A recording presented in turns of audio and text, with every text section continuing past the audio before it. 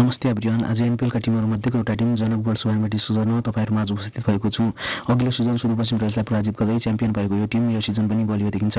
टिममा अनुभवी खेलाडी अनिल शाहले कप्तानी गर्नेछन्। त्यस्तै अनुभवी batsman Asif Sheikh, spinner Lalit Narayan Rajbanshi, right arm medium pace bowler Kishore Mahato, allrounder Rupesh Singh. त्यस्तै अन्य खेलाडीहरूमा शुभकङ साकर, तुलबहादुर थापा, सचिन भट्ट, आदित्य महता, महेन यादव, विकास अग्री रहेका छन्।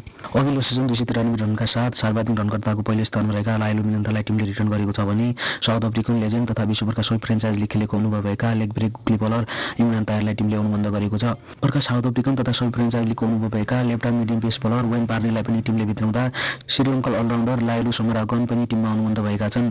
त्यस्तै युएसएका अलराउन्डर सञ्जय कृष्णमूर्ति र ज्यान निकोलस लफ्ट-इटनलाई पनि बसले भित्राएको छ। यो टिम हेर्दा ब्यालेन्स देखिन्छ। टप अर्डरमा अनिल शाह, आसिफ शेख, लायलु मिनन्थ जस्ता अनुभवी खेलाडी छन् भने मिडल अर्डरमा सञ्जय कृष्णमूर्ति, शुभकङ सागर, ज्यान निकोलस लफ्ट-इटन जस्ता खेलाडीहरू रहेका छन् भने डाउन अर्डरमा रूपेश सिंह जस्ता हाडीरहरू रहेका छन्। यो टिमको मुख्य प्रशिक्षकमा वेस्ट इन्डिजका सूर्यनारायण चन्द्रपोल रहेका छन्।